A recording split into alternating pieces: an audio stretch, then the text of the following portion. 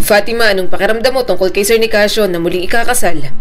Ibig kong sabihin, usapan sa bayan ang tungkol sa papa mo at sa bago niyang mapapangasawa. At alam kong narinig mo ng chismis. Wika na Lester na may bahid ng pag-aalala. Napatingin si Fatima sa kanyang best friend simula bata pa lang. Hindi naman ito chismoso, mukhang nag-aalala lang siguro, lalo na at malapit ito sa kanyang ama. Parang kapatid niya na nga ang binata. Naningkit ang mga mata ni Fatima. Kaya mo siguro ako inayok kumain para makachismis ano? Mabuti na lang walang klase mamaya at matatamaan ng program. Nasa labas ang mga estudyante ko. Ikaw rin ba? Hindi, pero wala akong hawak sa klase hanggang 2 p.m. Bakas pa rin sa mga mata ni Lester ang pag-aalala. Seryoso ko. Medyo busy tayo sa trabaho kaya kahit sa school, hindi na tayo masyadong nakakapagkwentuhan. Gusto ko lang malaman kung anong nararamdaman mo. Pinagmasdan ni Fatima si Lester. Palagi na lang talaga itong nag-aalala sa kanya. Tahimik na tao pero gustong-gusto pakinggan kapag dumadaldal siya. Mukhang hindi nakikinig pero hindi matatapos ang usapan nang wala itong payo para sa kanya. Ganoon ang pagkakaibigan nila ni Lester. Mabagal na humigop si Fatima sa kanyang inumin. Ayos lang talaga ako sa gusto ni Papa. Ang tagal niya na kayang walang asawa. 5 years old pa lang ako na wala na si Mama. Saka alam ko, takot din si Papa patulan si Sandra dahil baka may masabi ako o kaya mahusgahan. Pero nang sinabi kong okay lang, hindi na siya nagpigil. 32 years old na naman si Sandra. Kahit 15 years ang agwat nila, okay lang sa akin. Basta masaya si Papa kay Sandra, okay na ako. Basta wag lang akong patawagin na Mama kay Sandra. 24 na ako. Parang ang lapit na rin ang edad namin. Laman ng chismis ang kanyang amang si Nicasio na kilala sa bayan. Magpapakasal kasi ito kay Sandra na mas bata rito. Pero wala namang pakialam si Fatima kung issue para sa mga mata ng ibang tao iyon. Nakita niya ang kanyang ama na nag-iisa pagkatapos na pumanaw ang nanay niya noon. Hindi na muling nag-asawa si Nicasio. At kung si Sandra ang makakapagbigay rito ng kagalakan, sino siya para humadlang? Tumaas ang isang kilay ni Lester. Pero narinig mo ba ang sinasabi ng mga tao? Baka naapektuhan ka. Yun ang iniisip ko. I mean, maraming usapan tungkol sa magiging madrasta mo. Sinasabi ng mga tao na habol niya lang ang pera ni Sir Nicasio. Napabuntong hininga si Fatima. Narinig ko na rin ang lahat ng yan. Pero sa tingin ko hindi naman totoo. Ang sweet ni Sandra, Lester, sa papa ko o kahit na rin sa akin, nakita ko kung paano siya tumingin sa aking ama. Parang mahal niya talagang papa ko. At palagi niyang inaalagaan si papa. Alam mo naman yun ang gusto ko para kay papa, di ba? Mag-asawa siya ulit at magkaroon ng taong mag-aalaga sa kanya. Sabi ko, kahit ano, basta mabuting babae at mamahalin siya, okay na ako ron. Anong magagawa ko kung silang nagmamahalan? Nahulog na rin ang feelings ni papa kay Sandra. At alam kong ganoon din ang magiging madrasta ko. Naningkit ang mga mata ni Lester. Pinapakita niyang mabait siya kasi anak ni Sir Nicasio. Fatima, saka kapag may motibo ka, ipapakita mo bang tunay mong kulay? Nagkibit balikat si Fatima. Hindi naman siguro. Nega ka lang, Lester. Hindi siya mukhang pera at nakikita ko yon. Nang tinatago nila sa akin noon ang relasyon nila, takot na takot silang mahuli kasi takot silang mahusgahan. Doon, nakita ko na mahal nilang isa't isa dahil gusto nilang protektahan ng bawat isa. Tinanong ko pa nga si Sandra kung pera lang bang habol niya kay Papa. Binigyan ko pa siya ng malaking pera para subukin. Pero wala. Tinanggihan niya at sinabi niyang mahal niya si Papa. Pinatunayan ni Sandra ang sarili niya sa akin at sa Papa ko. Sapat na yon. Wala na kaming pakialam ni Papa sa sasabihin ng mga tao tungkol kay Sandra. Kumunot ang noon ni Lester. Halatang hindi kumbinsido. Hinarap mo siya, Fatima? Kinumpronta mo siya ng direkta? Oo, ginawa ko. Sabi ko pa nga, eto, 10 milyon. Layuan mo ang papa ko. Pero joke lang yon. Natatawang sabi ni Fatima.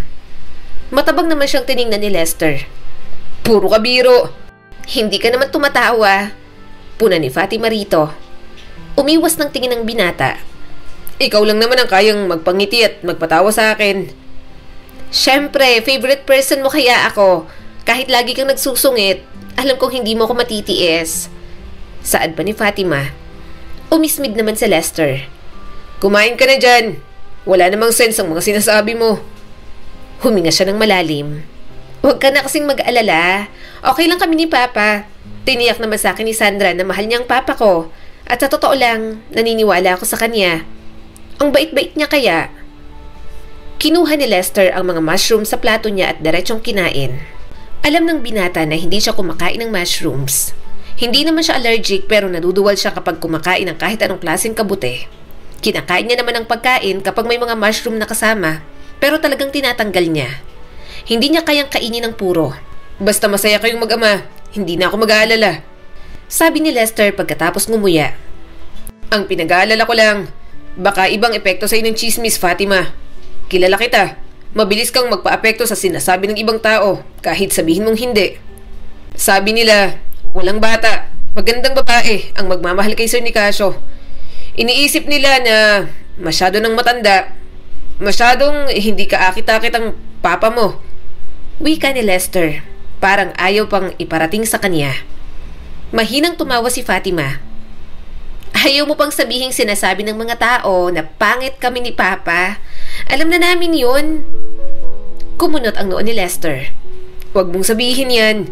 Hindi kayo ganun ni Sir Nicasio. Nagkibit balikat muli si Fatima. Okay lang namang sabihan kami ng ganon. Okay, sabihin na nating hindi pangit pero hindi rin naman maganda. Hindi lang kami pasok sa standards ng magaganda at gwapo. Sakto lang ang mga itsura namin ni Papa pero kapag tumagal ng titigan, parang nakakatawa na. May mga parte sa mukha na kailangang ipaayos talaga. At ganyan sila kasi maganda si Sandra. Hindi sila naniniwalang may magmamahal talaga na hindi naman tumitingin sa itsura. Isang mapait na tawa ang pinakawala ni Fatima. Bueno, salamat sa Diyos na mayaman ang pamilya namin. At least pinipigilan ng estado namin sa buhay ang mga tao na magsabi ng sobrang panlalait sa amin. Kaya lang sabi nila, may pera naman, bakit hindi gamitin sa pagpapaganda? Napabuntong hininga si Lester. Fatima, walang kailangang baguhin sa'yo. Natigilan saglit si Fatima. Siguro dapat talaga magparetoke na lang ako, no? Pwede ko namang baguhin ang mukha kong hugis mangga, di ba? Kaya lang mahal ko naman ang sarili ko at ganun din si Papa. Kahit nga ganun ang itsura ni Papa, minahal siya ng mama ko. Kaya hindi rin ako magtataka bakit mahal siya ni Sandra ngayon. Hindi naman mahirap mahalin ang Papa ko. Nagsalita agad si Lester. At ganun ka rin, Fatima. Kaya please, huwag mo palaging ibababa ang sarili mo. Napangiti lang si Fatima. At salamat sa mama ko, kahit hugis manggang mukha ko, sa kanya naman ang galing ang mga nangungusap kong mga mata at matangos na ilong. Maganda naman ako sa anggulong to. Huwag na lang ngingitay kasi si Papa talagang kahawig ko kapag ganun. Natawa siya sa naisip, ngunit hindi naman siya sinamahan ni Lester sa pagtawa. Nanatili itong tahimik at seryoso ang ekspresyon. Fatima, mahinang sabi ni Lester at may sinseridad ang boses. Maganda ka, sa labas at sa loob. Huwag kang makinig sa sinasabi ng mga tao. Higit ka pa sa mga opinyon nila. Tumingin ang binata sa kanya at nanlambot ang mga mata. Sa tingin mo talaga, maganda ako? Tumango naman si Lester. Matalino ka, malakas ka at palagi kang tumatawa. Kahit ano pang tingin ng iba sa mga mata ko, maganda ka. Ilang sandali, naupo si Fatima sa katahimikan. Ang bigat ng mga salita ni Lester ay naninirahan sa kanyang puso. Ngumiti siya sa binata. Nagpapasalamat sa walang sawang suporta at mga papuring natatanggap niya rito. Thank you, Lester. Kahit best friend kita at palagi mo kong nakikita, hindi ka nagsasawa sa pagmumukha ko. Natatawang sabi pa ni Fatima. Napasimangot naman si Lester. Kapag seryoso ako, akala mo palagi na lang ako nagbibiro. Humalakhak muli si Fatima. Ang sarap mo lang kasing asarin. Palagi ka namang seryoso. Kahit nagjo-joke na pala, seryoso ka pa rin. Swerte na kapag nakaabot hanggang 10 ang tawa mo. Alam ko kasi binibilang ko, sir. Takot nga ang mga estudyante mo sa'yo. Hindi na napigilan ni Lester ang tumawa. Sinungaling ka. Hindi ako ganyan kapag ikaw ang kasama ko, ma'am. Napangiti lang si Fatima. Hindi na sila mapaghiwalay simula nung bata pa. Kasambahay dati ang nanay nito sa mansyon kaya madalas na silang magkita noon. Palagi po siyang pinagtatanggol sa mga taong nang-aasar sa kanya. Nag-aral sila sa iisang paaralan dahil scholar ito ng kanyang ama. Kahit trabaho, pareho rin silang teacher. Gayunpaman, nagustuhan niya lang naman ang pagiging teacher dahil nakita niya kay Lester. At alam ni Fatima na kailangan niyang matutunang pamahalaan ng hasyenda nila at ilang negosyo ng kanyang ama na nasa Maynila. Iiwan niya rin kalaunan ang pagiging guro. Lester, naiisip mo ba kung paano tayo naging matalik na magkaibigan? Tanong ni Fatima, halos hindi na maalala. Kasi hindi naman tayo pareho ng hilig. Minsan nga, alam kong naiirita ka sa kadaldalan ko. Pero bakit hanggang ngayon magkaibigan pa rin tayo? Kumurba ang maliit na ngiti sa mga labi ni Lester. Hindi ko rin alam. Bakit? Ayaw mo na ba ako maging kaibigan? Gusto mo nang magbago? Umiling agad si Fatima. Siyempre hindi. Gusto ko kaibigan pa rin kita. Sa lahat ng dumang kaibigan sa buhay ko, ikaw lang ang totoo. Yung iba, pinaplastic lang ako o hindi kaya ginagamit lang kasi alam nilang mahal ako magregalo. Alam nila ang way kung paano ako mag-value ng friendship. Ikaw nga, kahit lollipop lang ang ibigay ko sa'yo, masaya ka na. Pinapahalagahan mo. Hanggang ngayon, nakita ko yung balat ng lollipop, nakadikit sa notebook mo nung bata ka. Umiwas ng tingin si Lester. Dinadaya ka lang ng mga mata mo. Hindi kaya. Binida pa nga sa akin ng nanay mo nang pumunta ako sa bahay nyo. Saka alam kong hindi ikaw ang klase lang taong magtatapon ng mga gamit. Pero, balat talaga ng lollipop? Hindi makapaniwalang tanong ni Fatima. Namumula naman ang mga tenga ni Lester. Hindi na ito makatingin sa kanya at nagsusungit na naman. Kumain lang ang binata na parang walang naririnig. Maya-may muli itong nagsalita. Tinago ko yon kasi imported na lollipop. Minsan lang ako makatikim kaya tinago ko nung bata ako. Humalakhak naman si Fatima at nagpatuloy sa pagkain. Ilang sandali pa, hindi na naman niya napigilang magsalita. Pero alam mo, palagi kang mabait sa akin simula nung mga bata pa tayo. Kahit nung maliliit pa tayo, lagi mong sinisigurado na okay lang ako. At lagi kong iniisip, dahil magandang pakikitungo sa'yo ni Papa kaya mabait ka rin sa akin. Siyempre, siya ang nagbigay sa'yo ng scholarship. Tapos kung anong meron akong ibang gamit, meron ka rin. Hindi ka nga niya nakakalimutang bigyan ng pasalubong kapag may out of the country. Alam mo naman, parang anak din ang turing niya sa'yo. Basta, mabait ang papa ko sa pamilya ninyo. Natigilan si Lester. Para bang may hindi ito nagustuhan sa sinabi niya. Mas lalo lamang naging seryoso ang ekspresyon ng binata. Oo, maraming ginawa ang tatay mo para sa akin at para sa pamilya ko. Dahan-dahang sabi ni Lester. Siyang dahilan kung bakit ako narito sa posisyon ko ngayon at palagi ako nagpapasalamat para doon. Binigyan niya ako ng mga pagkakataon na nahihirapan ng ibang tao na makuha, Fatima. Pero hindi lang naman yun ang rason kung bakit ganito ang pagtrato ko sa'yo. Nagtaas ng kilay si Fatima at naiintriga. Anong ibig mong sabihin? Saglit na nag-alinlangan si Lester bago nagpatuloy. Lagi kang mabait sa lahat ng tao, Fatima. Hindi mo ba alam yon? Kahit na hindi mo kailangang maging mabait, ganun pa rin ang ginagawa mo. Hindi mo ako itinuring na kawawa o isang tao may utang sa iyong ama. Umiling naman si Fatima. Hindi naman utang ang tulong na binigay namin ni Papa sa'yo. Napailing si Lester, parang may gusto pang sabihin pero hindi nito masabi. Kung pwede ko lang bayaran lahat ng utang na loob ko sa inyo, naggawa ko na. Palagi mo akong tinatrato na kaibigan, parang kapantay mo lang kahit napakayaman mo, Fatima. At kapag paulit-ulit mo akong tinatrato ng ganun, para bang abot kamay lang kita. Subalit ang totoo, alam kong malayong-malayo pa ako sa'yo. Naramdaman ni Fatima ang init sa kanyang dibdib. Napangiti siya, naantig sa mga salita ng kanyang matalik na kaibigan. Gusto niyang sabihing wala naman itong dapat ipag-alala. Mayaman man o hindi si Lester, mananatili itong kaibigan para sa kanya. Gagawin niya pa nga itong ninong ng anak niya kung sakali. At para lang malaman mo, dagdag pa ni Lester, hindi ko sinasabing maganda ka dahil best friends tayo. Hindi ko lang sinasabi para gumaan ang pakiramdam mo. Isa kang espesyal na tao para sa akin, Fatima. Natawa si Fatima. Bihira lang magsalita ng ganoon si Lester.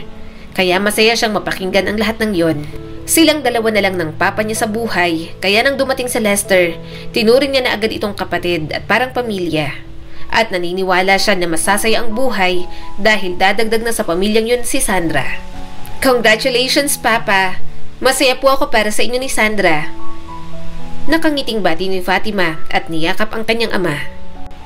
Gumanti naman ang yakap si Nicasio. Talaga bang Sandra na lang ang itatawag mo sa kanya? Ayaw mo ba ng tita?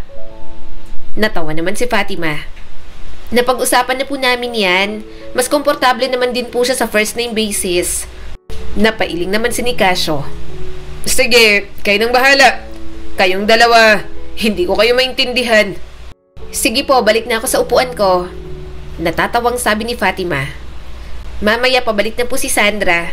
Nakapagbihis na po siya, sinilip ko kanina. Enjoy your wedding reception pa. Napangiti si Nicasio. Salamat anak. Naintindihan mo ang sitwasyon namin ni Sandra at sinusuportahan mo pa rin kami. Kahit na 15 years ang agwat naming dalawa. Masaya niyang pinagmasdan ng ama na nakangiti habang nasa tabi ni Sandra. Noon niya lang ulit nakitang ngumiti ng ganoon si Nicasio at alam niya na ang asawa nito ang dahilan. Maya-maya ay pumunta na muna si Fatima sa banyo. Nagtanong agad si Lester kung saan siya pupunta. Gusto pa siyang samahan pero tinawag na ang mga binatang lalaki sa harap para sa garter. Sige na, sama ka na ron. Single ka, diba? Sabi ni Fatima. Banyo lang ako. Umiling si Lester at tumayo na sa tabi niya. Ayokong sumama. Hindi naman ikaw nakasalo ng bouquet. Hindi na ako makikipag-agawan doon. Nanlaki ang mga mata ni Fatima. Kaya ka hindi nagkakaroon ng girlfriend. Dikit ka ng dikit sa akin. Bilis na lumakad ka na ron. Aayaw pa sana ulit sa Lester.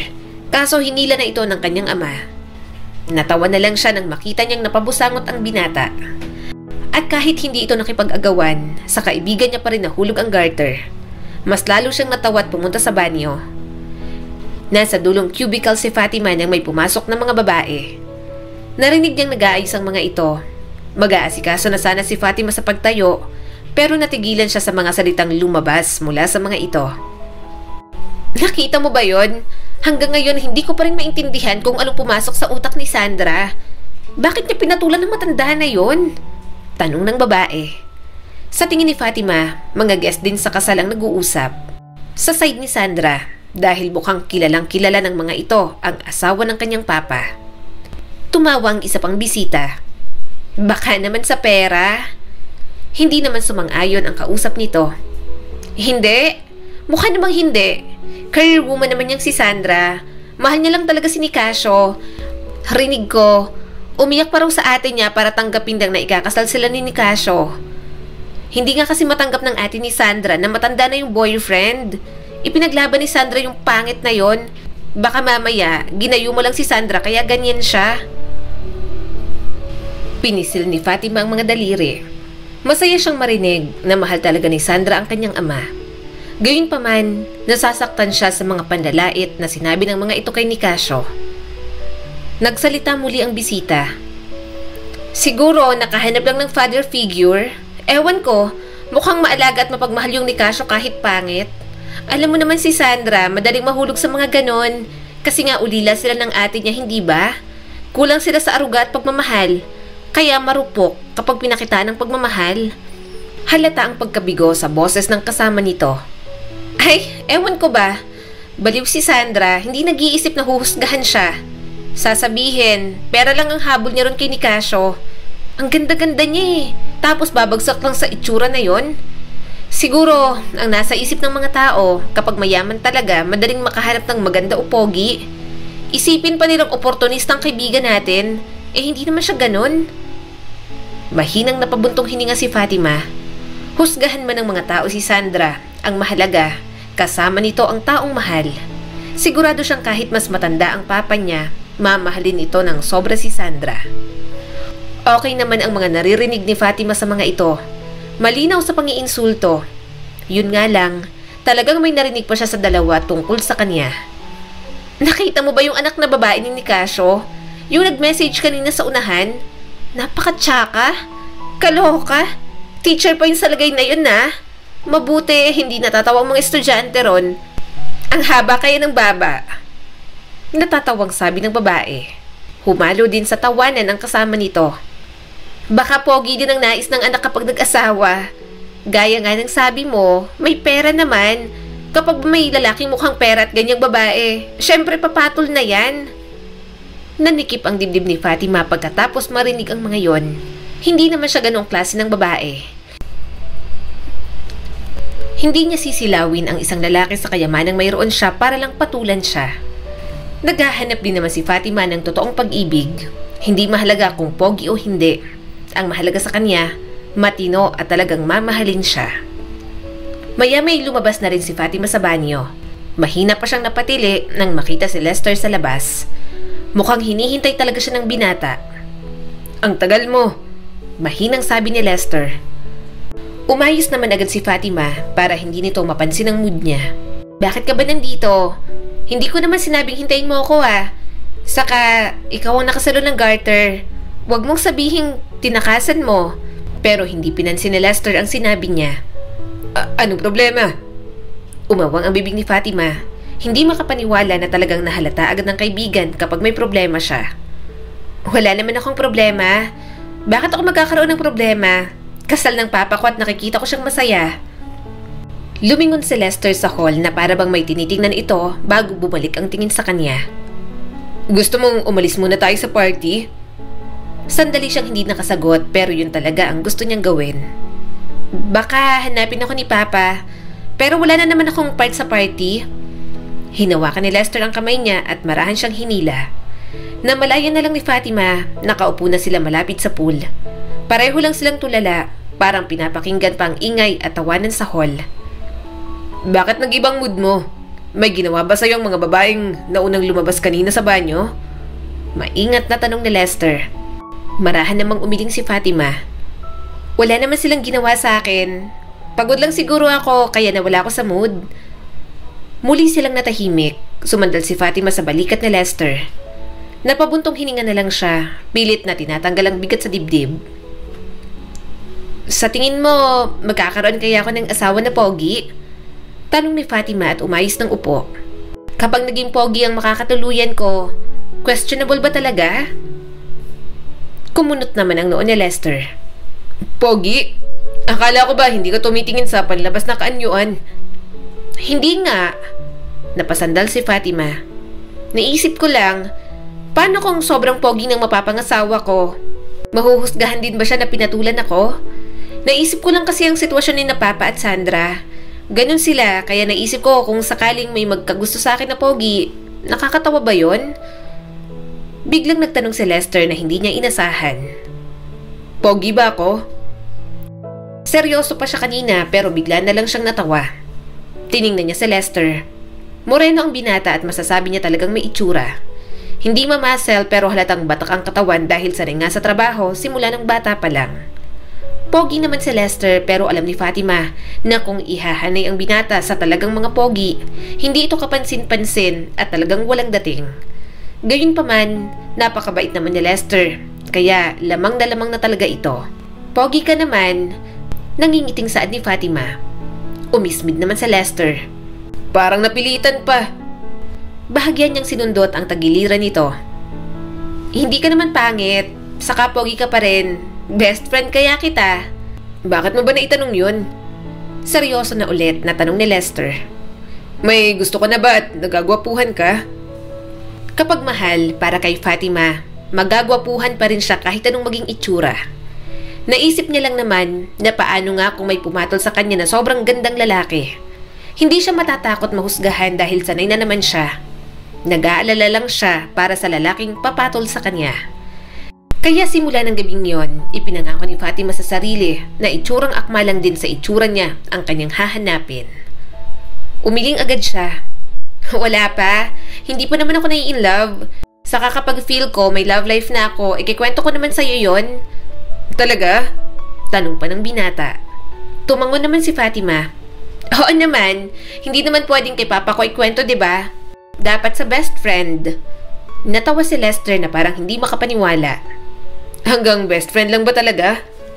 Hindi narinig ni Fatima ang sinabi ni Lester dahil may biglang dumaang helicopter sa kalangitan. Idagdag pang ingay sa party. Wala na tuloy siyang narinig. "Ha? Ano yon?" Tanong niya ulit sa binata. Napasinghap ang kanyang kaibigan. "Pupunta na ako sa Australia." Nabitiwan ni Fatima ang kanyang purse. Alam niyang may balak mag-abroad sa Lester pero hindi niya inasahang matutuloy na talaga. Nabigla siya sa balitang hatid nito. Hindi ba pwedeng dito ka na lang? Mahinang tanong ni Fatima. Mawawalan ako ng palaging kasama na kaibigan. Napakagatlabi si Lester. Alam mo namang matagal ko na tong plano, di ba? Pinapaaral ko pang isa kong kapatid. Nahihirapan ako mag-ipon dito sa Pilipinas. Gusto kong umasenso sa buhay. Kaso kung habang buhay lang ako mag-stick sa pagiging teacher, pakiramdam ko, hanggang pagtanda doon na lang ako. Kaso, kung habang buhay lang ako mag-stick sa pagiging teacher, pakiramdam ko hanggang pagtanda, doon ko na lang gugugulin ang buhay ko. Alam kong hindi madali pero gusto kong yumaman talaga. Kahit hindi kasing yaman nyo, basta yumaman lang. Tipong may sarili akong yaman. Naging mapaghanap ang mga mata ni Fatima. Mayaman ka naman na. Sa pagmamahal sa pamilya mo, sobrang yaman mo. O sige, kung talagang gusto mong yumaman, sasabihin ko kay Papa, pahiramin ka ng malaking pera. Gawin mong puhunan yon sa negosyong gusto mo. Huwag ka nang umalis. Mamimiss kita. Namungay ang mga mata ni Lester. Ayoko nang tumanggap ng tulong sa inyo. Nahihiya na ako. May kailangan akong patunayan. Naguguluhan pa rin si Fatima. Patunayan saan? Teacher ka na naman. Ano pang dapat mong patunayan? May minamahal na ako, Fatima. Pag-amin ni Lester. Nito ko lang din napagtanto na iba na palang damdamin ko para sa kanya. Kailangan kong patunayan ang sarili ko dahil malayo pa siya. Hindi ko pa siya kayang abutin. Malayo? Naguguluhan siya lalo. Sino ba yan? Mata pobre ba? Umiling si Lester at marahang tumawa. Mabait. Napakabait. Sobra. Kaya kung sasabihin kong mahal ko siya, gusto ko may pagmamalaki ako. Kahit kaunti, mapantayan ko man lang ang buhay na mayroon siya. At kapag nangyari yon, magiging matapang na akong sabihing mahal ko siya. Tinitigan niya si Lester. Bakas talaga ang sinseridad sa mga mata nito. At sa pagkakataong yon, mukhang totoo nga na may minamahal na ang nag-iisa niyang kaibigan. Sa pag-alis ni Lester, tumigil na rin siya sa pagiging teacher. Nag-focus na lang si Fatima sa pag-aaral na patakbuhin ang asyenda. Naging busy na sila ni Lester sa kanya-kanyang buhay na talagang minsan na lang silang mag-usap. At sa hindi inaasahang pagkakataon, makikilala niyang isang lalaki na magpapabihag sa kanyang puso. Ano ka ba naman pare? Napakapangit naman yan. Ang haba ng baba. Baka matusok pa tayo. Natatawang sabi ng lasing na nadaanan ni Fatima. Kinakabahan na talaga si Fatima. Malayo pang sasakyan niya dahil mahabang eskinita ang kanyang pinasok. Pinuntahan niya kasi ang dating co-teacher dahil nangangailangan ito ng tulong. Pinuntahan niya dahil naaawa na siya. Yun nga lang, mukhang may makakaharap pa siyang mga bastos na lalaki. Okay na yan. Maganda naman ang katawan, no? Sexy at makinis pa. Mukha ring mabango. May itsura pa rin naman kahit paano. Mahaba lang talagang baba at hugis mangga yata yung mukha. Pero palag na yan. Tara na. Sabi pa ng isang lalaki. Ang mabilis na lakad ni Fatima naging takbo na. At bago pa siya makasakay ng sasakyan, nahila na siya ng isang lalaki sa madilim na bahagi. Ano ba? Bitiwan niyo ako. Tulong!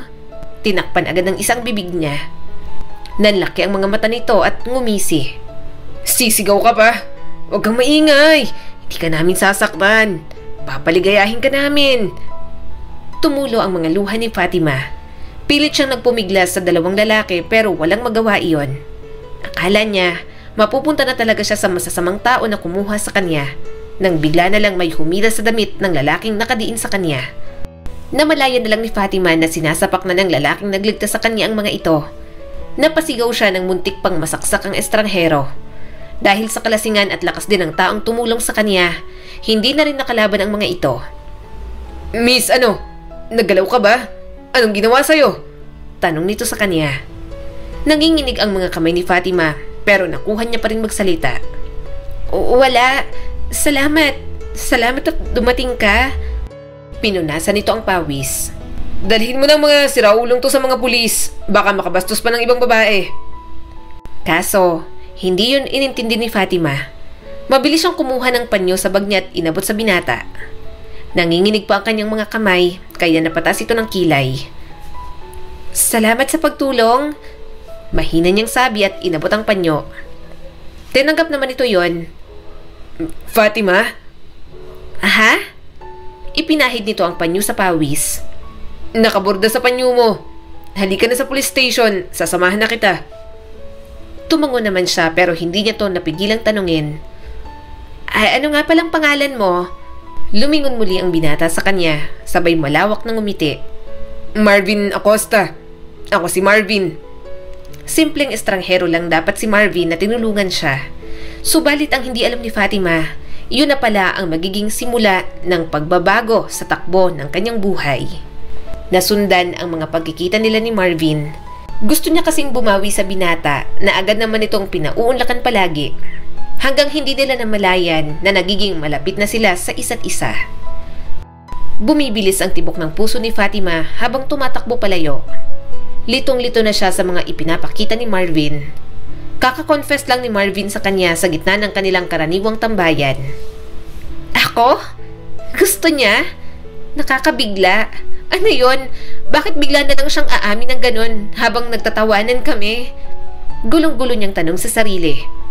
Narinig niya pa rin ang boses nito sa kanyang tenga. Fatima! Gusto kita!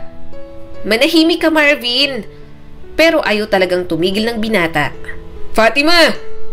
Mas malapit na ngayon ang boses ni Marvin. Naririnig niya na ang mga yabag nito. Ayaw niyang tumigil at harapin ang pag-amin nito. Parang sasabog ang dibdib niya sa halo-halong emosyon. Tila na kay Marvin ang lahat. Gwapo, may tiwala sa sarili, at walang kahirap-hirap na kaakit-akit. Ano kaya ang posibleng makita nito sa isang katulad niya? Ilang sandali pa, naabutan na siya ni Marvin. Bakit ka ba tumatakbo? Nababaliw ka na ba? Bulalas ni Fatima. Paano ngang isang lalaking tulad mo? Napakagwapo at halos perpekto na gusto ang tulad ko. Pangit ako. Siguradong wala ka na sa sarili mo. Humalakhak si Marvin. Napakurap naman si Fatima.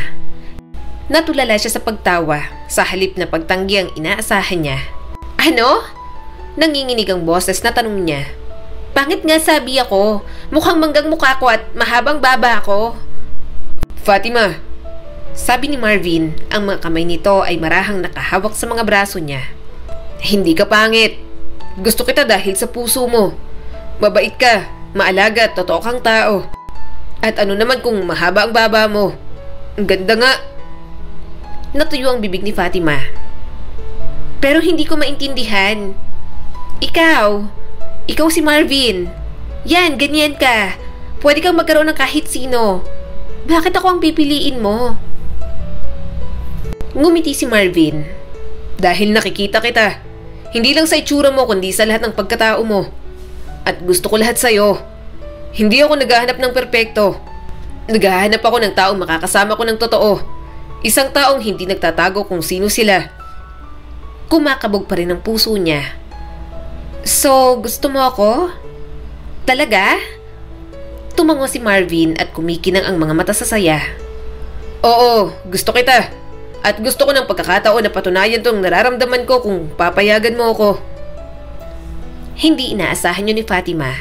Hindi niya kailanman naisip na ang isang tulad ni Marvin ay magkakagusto sa kanya. Oo, sige na. Bibigyan kita ng pagkakataon.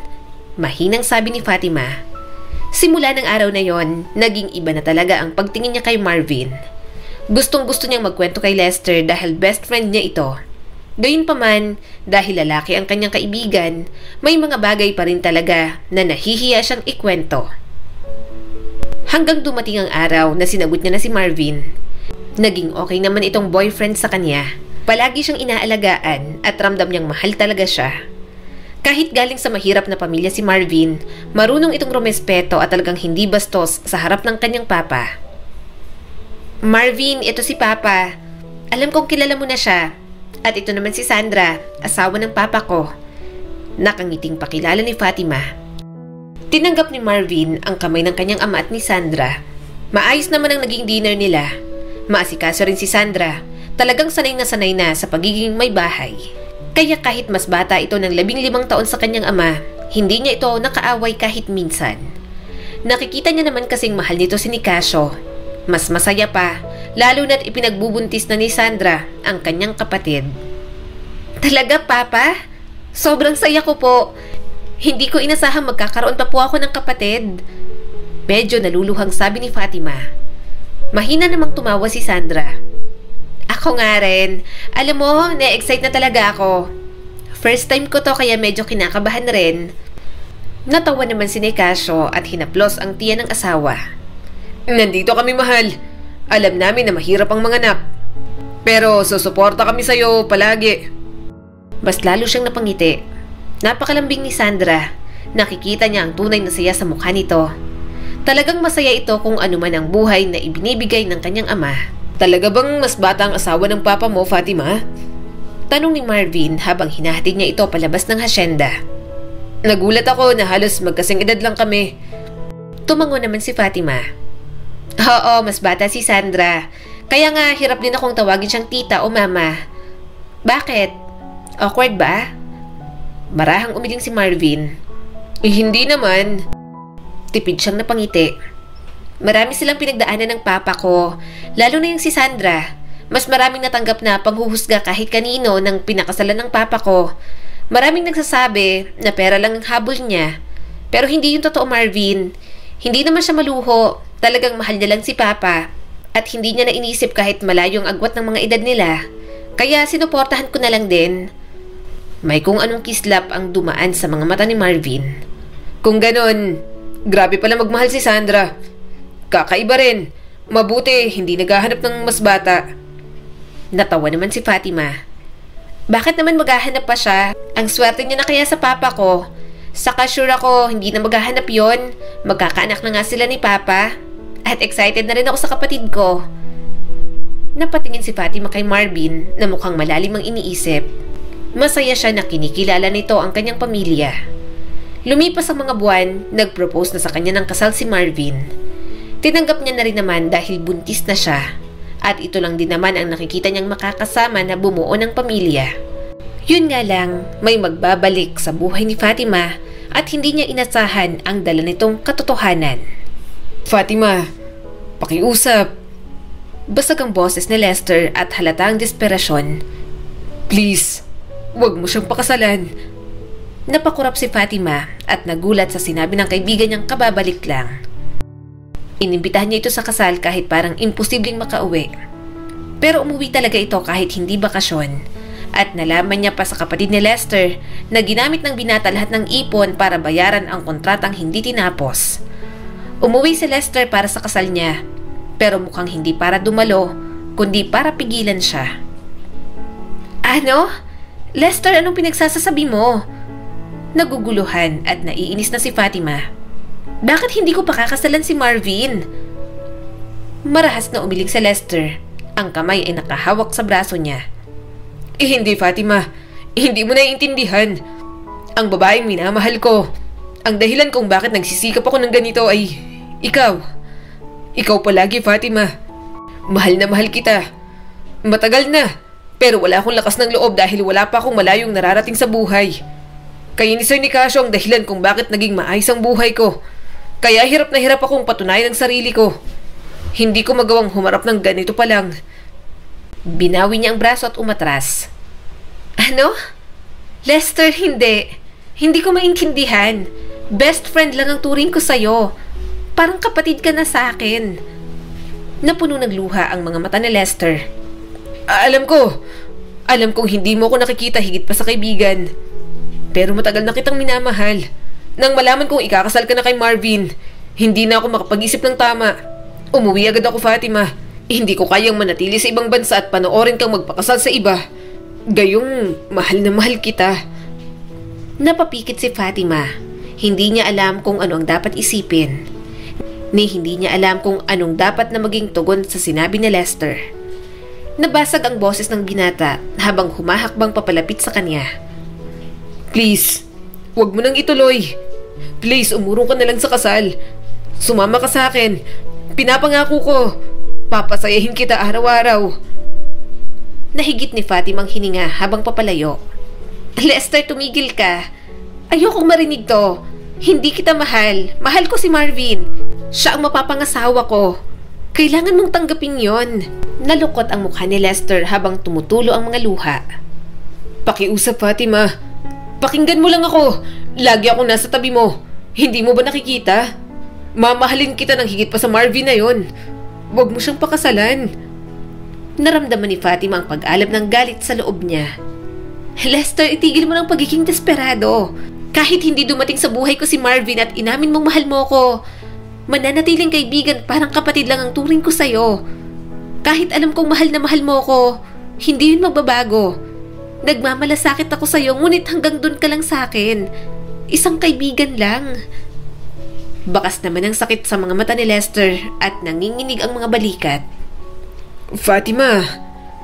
Huminga siya ng malalim. Nakapili na ako.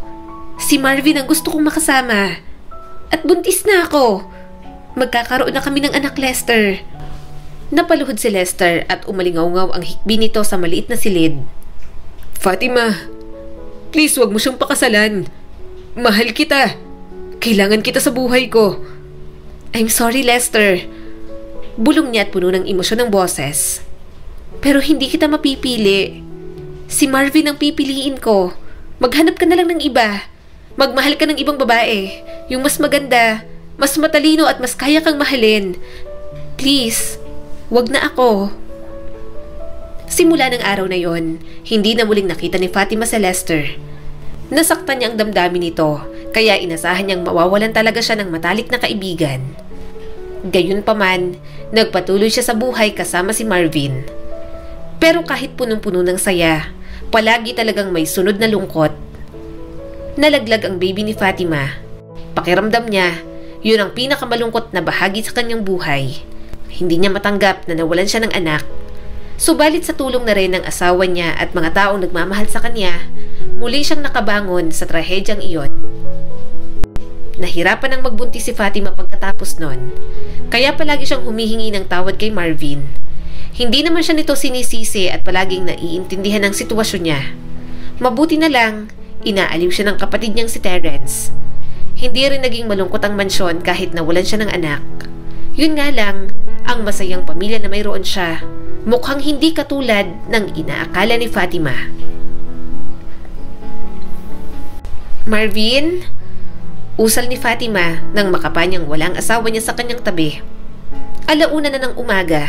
Hindi niya nakita sa banyo si Marvin kaya bumaba agad siya. Nang makarinig siya ng kalampag sa kusina, napatingin siya sa direksyon nun. Marvin? Tawag niya pa. Pagkarating sa kusina, nakita niyang may naiwang isang baso ng gatas sa countertop. Kumunot ang kanyang noo dahil mukhang lumamig na iyon. Kaninong gatas to? Alam ko, si Sandra lang ang mahilig uminom ng gatas kapag hindi makatulog. Usal ni Fatima habang nakatingin sa baso na may lamang gatas. Maya-may lumabas sa banyo ng kusina si Sandra.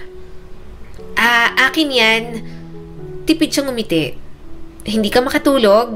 Malamig na tong gatas mo. Ha? Oo. Dumami kasi ako kaya natagalan. Mahinang saad ni Sandra. Medyo masama ang pakiramdam ko.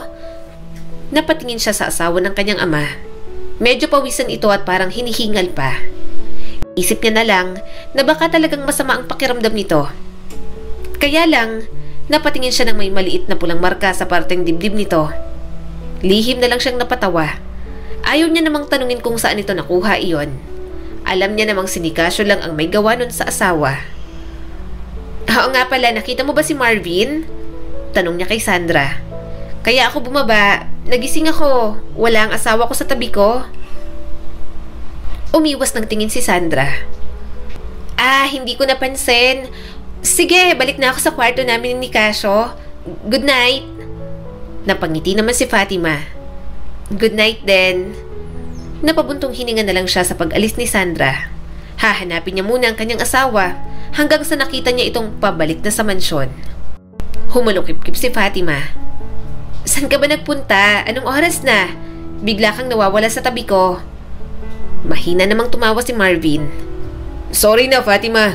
May kinuha lang akong papel sa sasakyan. Nawala sa isip ko kaya kinuha ko. Itatago ko para hindi ko makalimutan kung saan ko nilagay.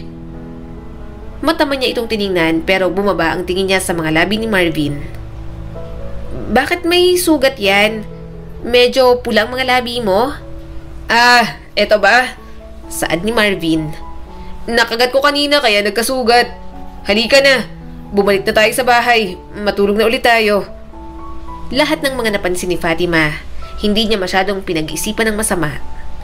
Gayunpaman, nagtataka siya kung bakit minsan, bigla-bigla na lang nawawala si Marvin sa mansyon pero bigla rin namang susulpot. Papa, bakit ka umiiyak? May problema po ba kayo ni Sandra? Tanong ni Fatima nang maabutan niyang kanyang amang umiiyak. Umiling si Nicasio. Wala lang anak. Naisip ko lang na bata pang asawa ko, lalo na si Terence.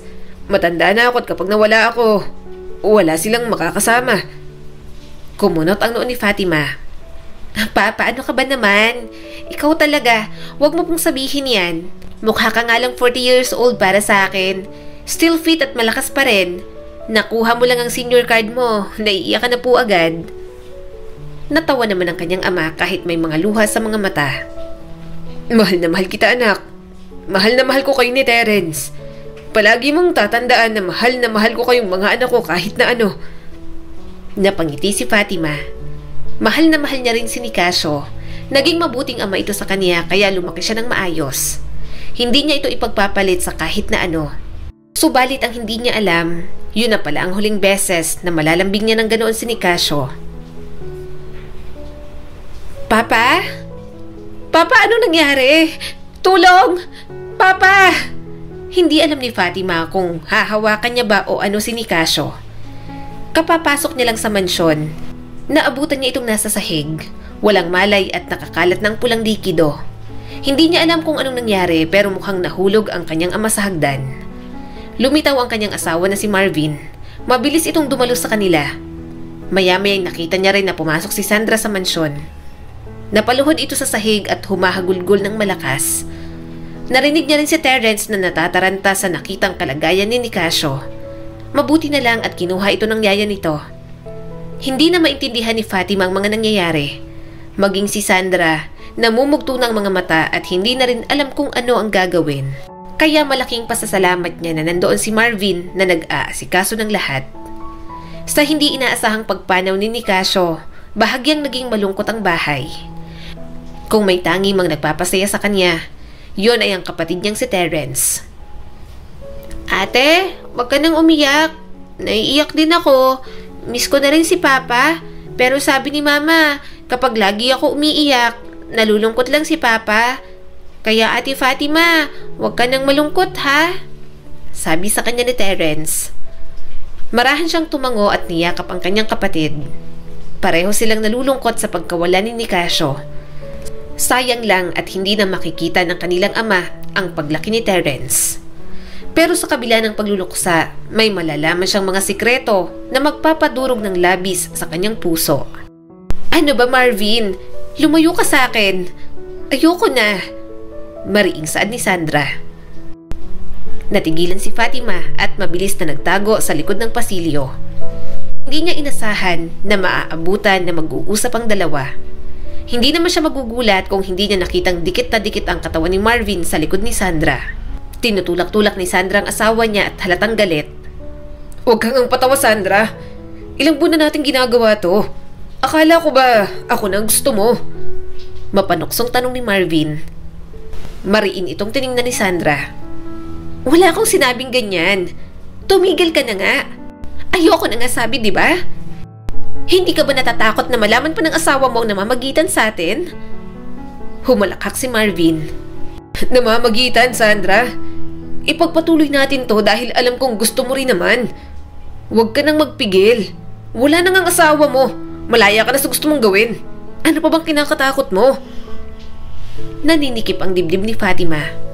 Kumuyom ang mga kamao niya. Gusto niyang sumugod. Gusto niyang komprontahin ang mga ito. Subalit kamangha-mangha na nakapagtimpi siya. Ayaw niyang sumugod at magmukhang mangmang at mahinang babae na sinaktan ni na Marvin at Sandra. Siguro nakuha niya rin talaga ang pasensya na yon sa pagiging guro ng ilang taon. Umiling si Sandra at mas itinulak pa si Marvin. Hindi. Ayoko na. Hindi na ako magpapadala sa'yo. Mahal ko ang asawa ko pero wala kang tigil sa pang-aakit sa akin. Oo, nagkamali ako pero nagising na ako, Marvin. Ayoko na. Nagkamali na ako sa asawa ko at kay Fatima kaya ayoko nang ituloy ito. Please, Marvin, parang awa mo na, tigilan mo na to. Magpakatino ka na lang at ayusin mong relasyon mo sa asawa mo. Napailing si Marvin at mas lalo pang tinukso si Sandra. Alam kong hindi mo ako matitiis. Hindi kayang tumanggi ng katawan mo sa akin, Sandra. Kaya nga nanlamig ka na kay Nicasio, di ba? Mahal mo? Sige, mahal mo pero wag mong i-deny na nag-enjoy ka rin sa akin. Mas bata at alam mo na mas magaling ako sa asawa mo. Punong-puno ng luha ang mukha ni Sandra. Tama na. Tama na. Hindi na ako papatol sa iyo, Marvin. Pumanaw ng asawa ko at sising-sisi ako na niloloko ko siya ng ganito. Tumigil ka na kung ayaw mong sabihin ko lahat sa asawa mo. Pero naghahamon si Marvin. Sige, sabihin mo kay Fatima para magkaalaman na. Para tayo na lang ang magsamang dalawa. Total, sawang-sawa na akong katabi ang pangit na yon. Mas gusto kitang asawa at katabi sa kama, Sandra. Kung alam mo lang, unang kita ko pa lang sa'yo. Kahit buntis ka pa nun kay Terence, gandang-ganda na ako sa'yo. Gustong-gusto kong mapansin mo. Mas may thrill ang buhay asawa ko kapag ikaw ang kasama ko. Galit na tinulak ni Sandra si Marvin bago pumasok sa loob ng kwarto nito. Nang mawala na sa paningin ni Fatima, napadaos-os na lang siya sa sahig.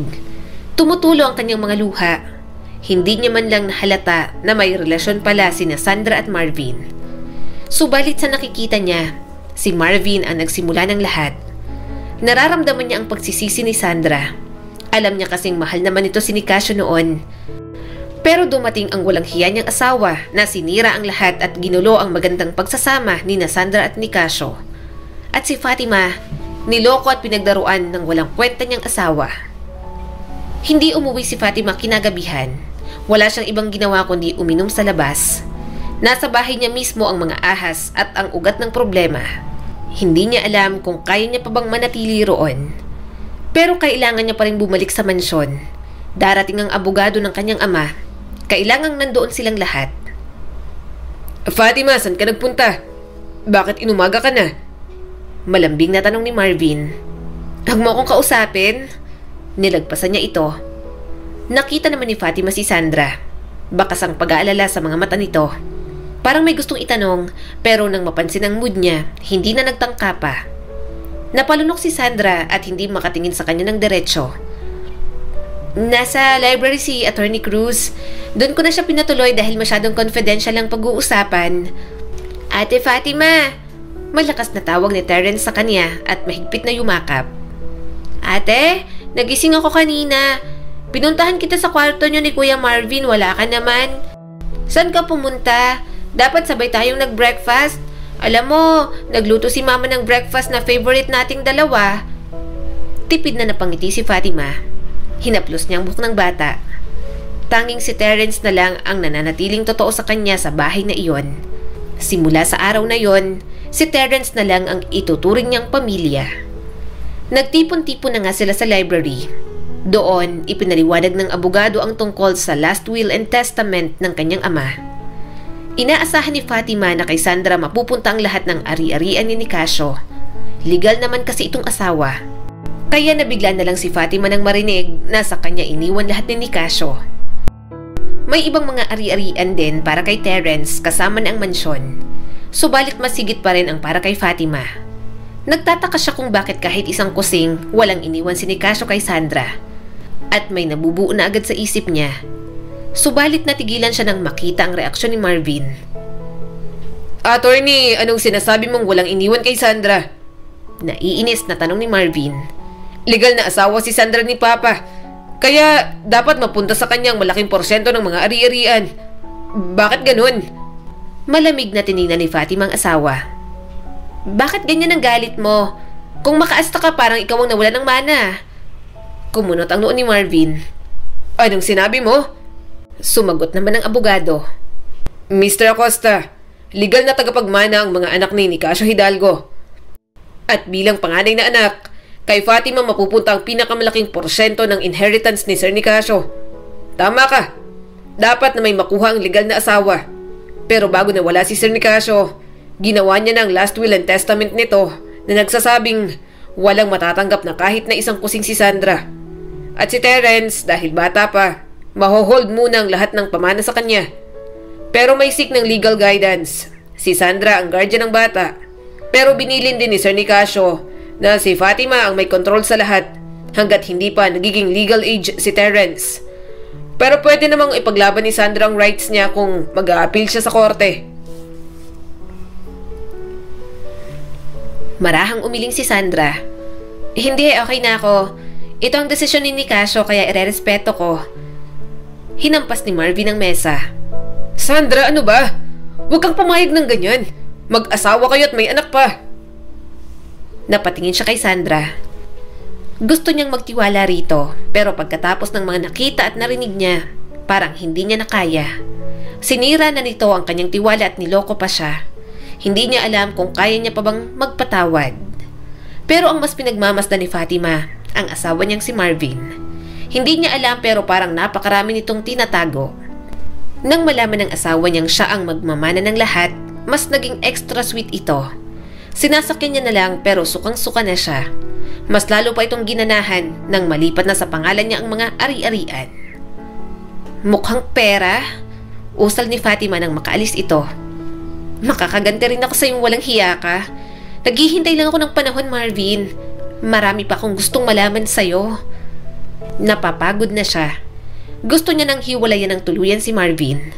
Guguluhin niya ang mga ambisyon ng kanyang asawa. Gusto niya na rin sanang umalis si Sandra sa mansyon pero naisip niya si Terence. Si Terence ang palaging pumipigil sa kanya na pasakitan si Sandra. Ayaw niyang masaktan ang kanyang kapatid. Fatima, may kailangan ka? Tanong ni Sandra sa kanya. Pumasok si Fatima. Walang pakialam kung nabastusan man si Sandra sa kanya. Tuloy-tuloy pa rin ba kayo? Umawang ang bibig ni Sandra. Ha? Fatima, anong ibig mong sabihin?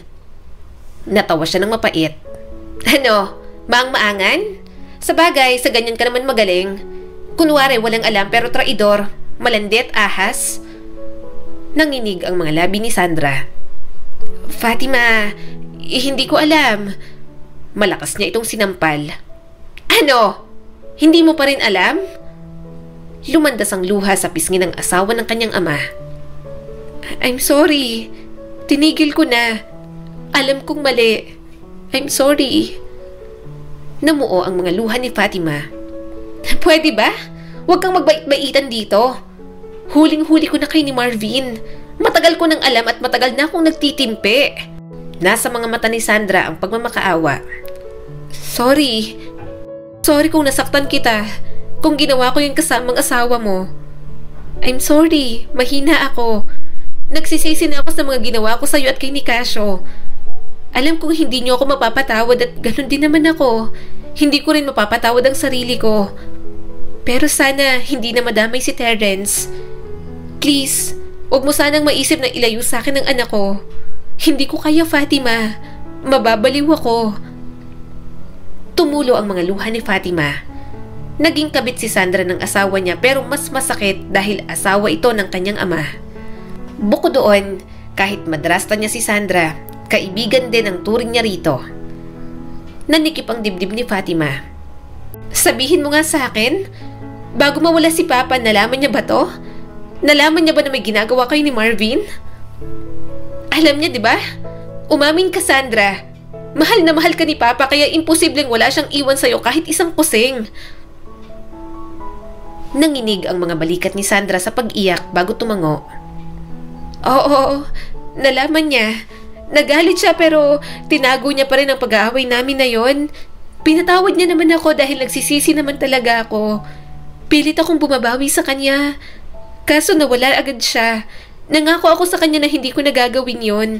Tinago na lang namin sa pagitan namin dahil takot si Nicasio na masaktan ka, Fatima. Ayaw niyang makita kang masaktan sa oras na malaman mong niloko ka namin ni Marvin. Gusto pa kasi ng papa mo na maayos pa at kalimutan na lang ang lahat. Pareho na silang umiiyak ni Sandra sa kwartong iyon. Ang papa niya na iniiwasan siyang masaktan. Miss na ni Fatima si Nicasio. Ramdam niya hanggang huling sandali ang pagmamahal ng kanyang ama. Huminga siya ng malalim at pilit na pinakalma ang sarili. Hindi kita palalayasin dito. Gusto kong makasama si Terence pero hindi ko rin naman kayang ilayo ka sa kanya. Maghahanap siya ng ina. Hindi ko alam kung kaya kitang patawarin sa ngayon. At kay Marvin, makikipaghiwalay na ako sa kanya. Gusto ko na ng annulment. Ayoko na rin napapagitna pang Marvin na yun sa pamilya natin. Pipilitin kong ayusin ang lahat katulad ng gusto ni Papa at para na rin kay Terence. Pero wag mong iisipin na mawawala agad ang galit ko sa'yo. Tumango agad si Sandra. Salamat. Salamat talaga, Fatima. Katulad ka ng papa mo. Pareho kayong busilak ang puso kahit kanino. Pagkalabas niya sa kwarto ni Sandra, huminga siya ng malalim. Pinipilit niya ang sarili na ginawa niya ang tama. Masakit na desisyon para kay Fatima pero para kay Terence, babaliwalain niya ang sakit at pagtatraidor na ginawa sa kanya ni Sandra. At mukhang kayang-kaya niyang kalimutan yon dahil sa isang tao na mas matindi ang kasalanan sa kanya. Gusto ko ng annulment, malamig na sabi ni Fatima. Ano? Makikipaghiwalay ka? Gusto mo ng annulment? Hindi makapaniwalang tanong ni Marvin sa kanya. Anong nangyari, Fatima? Bakit mo sinasabi to ngayon? Bakit hindi mo itanong sa sarili mo kung bakit hinihiling ko to ngayon sa'yo? Huminga ng malalim si Fatima. Dahil alam ko ang nangyayari, Marvin. Alam ko ang panlalandi na ginawa mo kay Sandra. Nagsisinungaling ka sa akin. Niloko mo ko. Ginamit mo lang ako. Sa dami ng babae. Bakit asawa pa ng papa ko ang nilandi mo? Hindi ka na nahiya? Kumunot ang noon ni Marvin. Fatima, hindi ko alam ang sinasabi mo. Mas lalo lang umakyat ang galit niya. Huwag kang magsinungaling sa akin. Huli ka na nga, magmamalinis ka pa. Alam ko ng totoo, Marvin. Nakita ko at narinig ko lahat ng dapat kong malaman sa inyo ni Sandra. At alam mo nakakatawa? Nagpakasal ako sa isang lalaking mukhang pera. Naningkit ang mga mata ni Marvin. Ano? Tinatawag mo kong mukhang pera? Akala mo, pera lang ang habol ko sa'yo? Oo, at ayoko maging asawa pang katulad mo. Mariing sabi ni Fatima. Aalis na sana siya. Kaso nabaluktot sa galit ang mukha ni Marvin at sa isang iglap, nasa harap niya na ito. Mahigpit at may puwersa ang pagkakahawak nito sa kanyang pulso. Ano ba? Bitiwan mo ako. Nasasaktan ako. Reklamo ni Fatima at nagpumiglas. Sa tingin mo, makakalayo ka na lang sa akin? Singhal ni Marvin sa mukha niya. Ang lakas ng loob mong maging ganito pangit ka naman. Sa tingin mo, kaya mo talaga akong itapon na parang wala lang? Hindi mangyayari yun dahil asawa mo ko habang buhay. Ang lahat ng meron ka, sa akin din. Bitiwan mo ako, Marvin. Bulalas niya rito.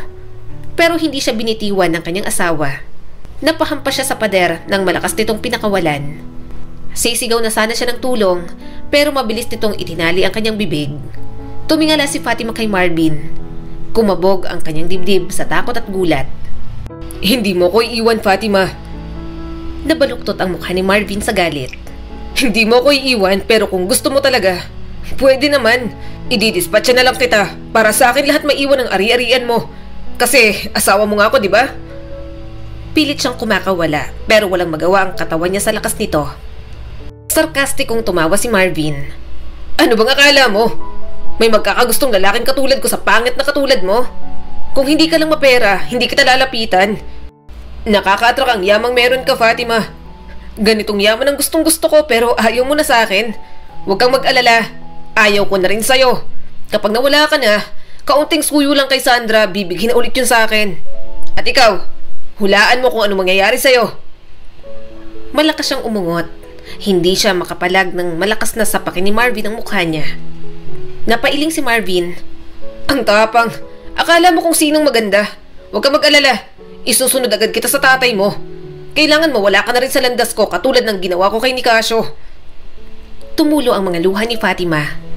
Gulong-gulo ng buhok niya sa pagpilit na kumawala. Gusto niyang saktan si Marvin. Alam niyang masama ito pero may isasama pa pala. Hindi niya inasahan na ang kumitil pa sa buhay ng kanyang ama ay ang mismong asawa niya. Walang awa siyang sinaktan ni Marvin ng gabing iyon. Sobrang sakit ng katawan niya at kung saan-saan na siya napapatama. Hindi siya makasigaw dahil sa damit na nakatali sa kanyang bibig. Hinang-hina na siya at halos hindi na makita ang paligid. Hanggang namalaya niya na lang, isinalid na siya ni Marvin sa malaking sako. Dinala sa sasakyan at inilabas at kahit isa sa mansyon wala man lang nakapansin sa ginawa nito. Hindi niya alam kung bakit nilalagyan ni Marvin ng malalaking bato ang loob ng sako. Subalit nang mapagtanto niyang itatapon siya nito sa malalim na ilog, tila yun ang katapusan niya. Subalit nagising na lang si Fatima. Sobrang sakit ng katawan at masakit ang dibdib. Hirap din siyang huminga. Maya-maya ay nakita niyang isang lalaki. "Magpahinga ka pa," saad ng estranghero. "Maraming tubig ang napunta sa baga mo. Naghihilom na rin ang mga sugat at pasa mo." Pumatak ang isang luha ni Fatima sa unan. Hindi siya makapaniwalang may nagligtas sa kanya. Talagang buhay pa siya at mukhang marami pang plano ang Diyos para sa kanya. Nang bahagyang umayos, doon niya nakilala si Vince. Pinatuloy siya ng binata sa bahay nito pagkatapos niyang gumaling sa ospital. Nakita nito ang pagtapon sa kanya ni Marvin sa ilog. Mabilis nitong tinalon yon at iniligtas siya. Nalaman niya rin na isa palang plastic surgeon ang binata. "May pupuntahan ka? Babalik ka ron? Hindi ba't delikado?" tanong ni Vince sa kanya. Kumuyom ang mga kamay ni Fatima. "Gusto kong malaman ang nangyayari. Gusto kong pagbayaran ni Marvin lahat ng ginawa niya sa amin ni Papa."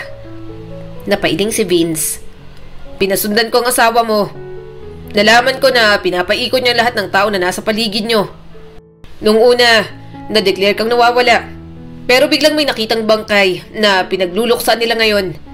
Hindi ko alam kung bakit ginawa yun o saan nakakuha ang asawa mo ng bangkay.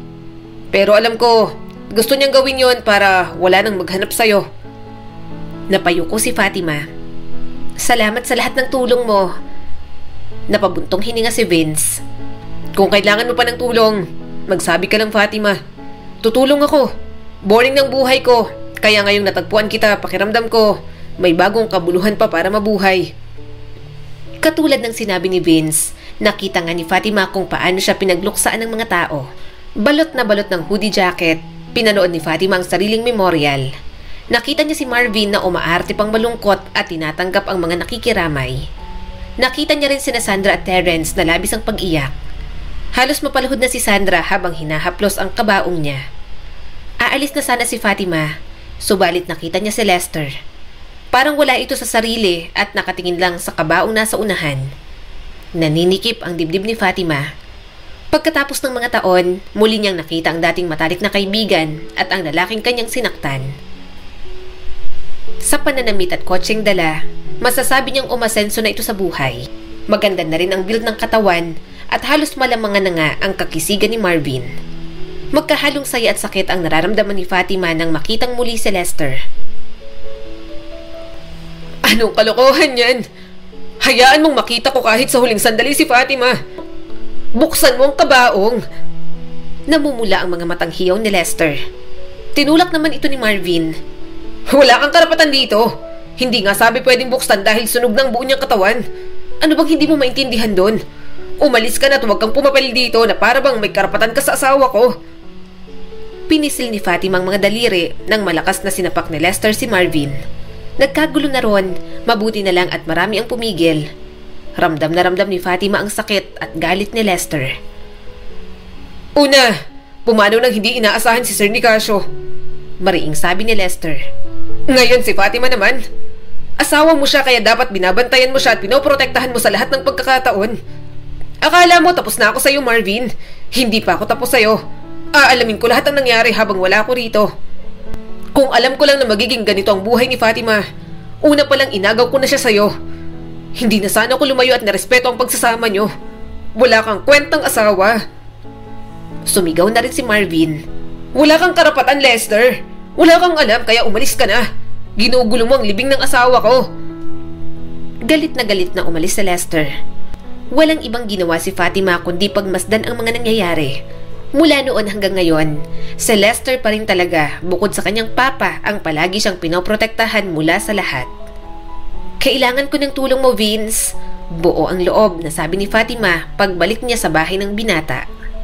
Natigilan si Vince, halatang napukaw ang interes. "Anong tulong ang kailangan mo? Alam mo kung ipapahuli mo sa mga pulis ang asawa mo, masyadong madaling parusa lang yun. Hindi sobrang sakit, kaya I suggest, pahirapan mo muna. Ang daming ginawa sa'yo ni Marvin." Napagtanto rin yun ni Fatima. Ayaw niyang maging madali lang ang parusa nito. Gusto niyang maging unti-unti ang sakit. Ibalik kung paano sila unti-unting sinira ng kanyang papa. Babawi niya si Marvin at tatanggalin ang lahat ng ambisyon na mayroon ito. Kapag nakabalik na ako, saka ako babawi sa'yo. Babayaran ko lahat ng tulong na gagawin mo para sa akin, Vince. Gusto kong baguhin ang mukha ko, sabi ni Fatima. Puno ng lakas ng loob ang boses. Gusto kong gawin mo kung hindi makikilala ng lahat, lalo na ng asawa ko. Sigurado ka na ba? Ulit ni Vince, sumandal ito sa upuan. Tinapik ang mga daliri sa armrest. Ano pa bang mga ginawa niya sa'yo para gustuhin mo talaga na maghigante?